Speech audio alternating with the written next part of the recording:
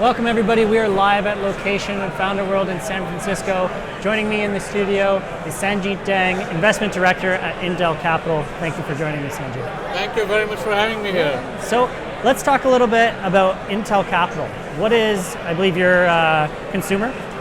Well, we are actually, so let me step back. We are the venture arm of Intel, the company, and our goal is to create new markets and expand existing markets for Intel.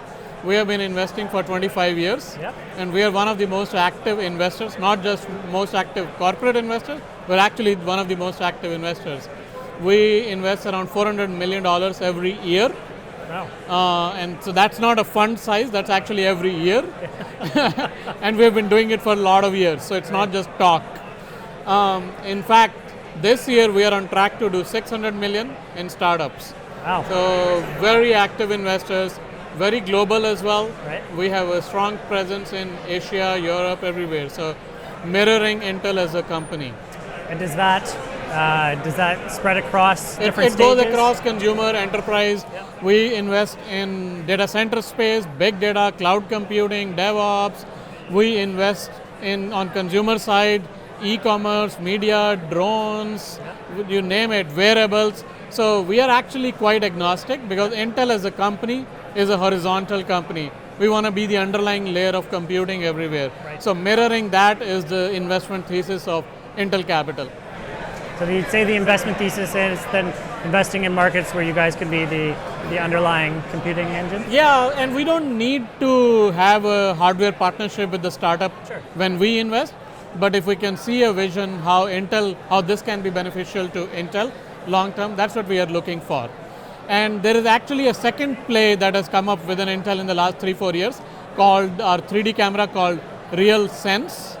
The goal of that camera is to provide vision to all devices. Wow. So today it is already selling into the laptops and tablets. Next, we actually have a partnership with Google that we announced where we are putting the RealSense camera behind the phones.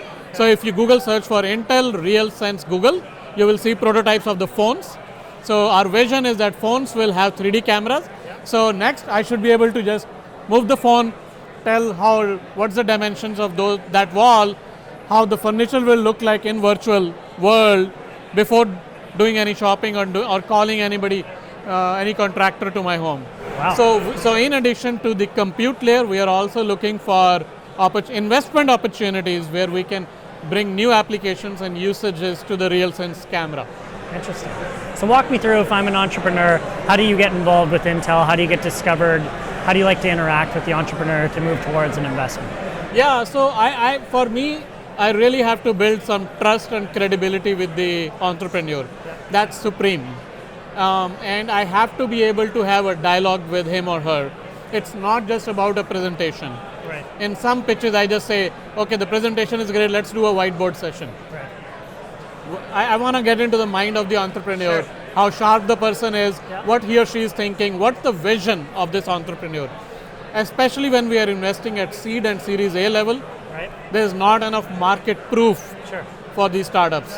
So it's very important to understand what the team is thinking, and it's also important to understand their ability or get comfortable about their ability to attract more talent.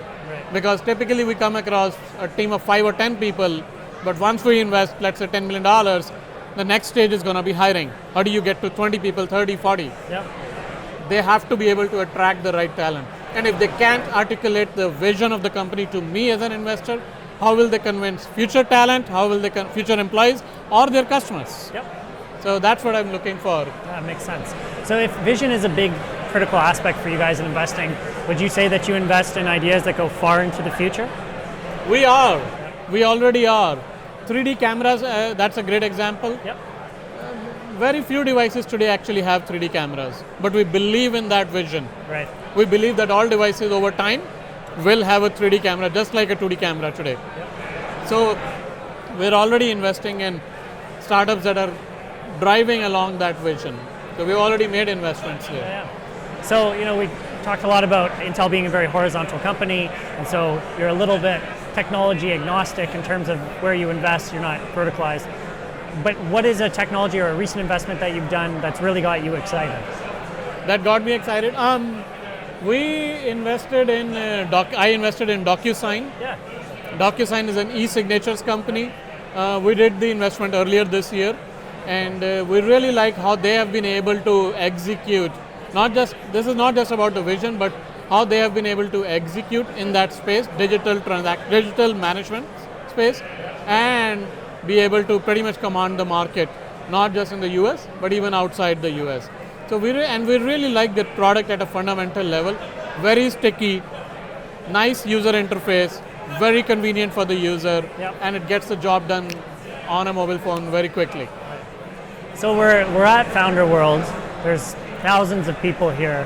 What is it that you look for? Like, what brings you to an event like this? Yeah, I always crave for some new ideas that challenge me. Right. That when I hear, I go like, wow, I would have never been able to think about it. This would have never crossed my mind.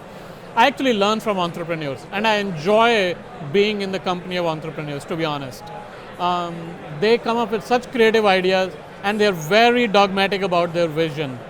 That's what I like about entrepreneurs. So I talk to, whether it's a one-person shop or a 3-people shop or a 50-people shop, they're all equal in my mind.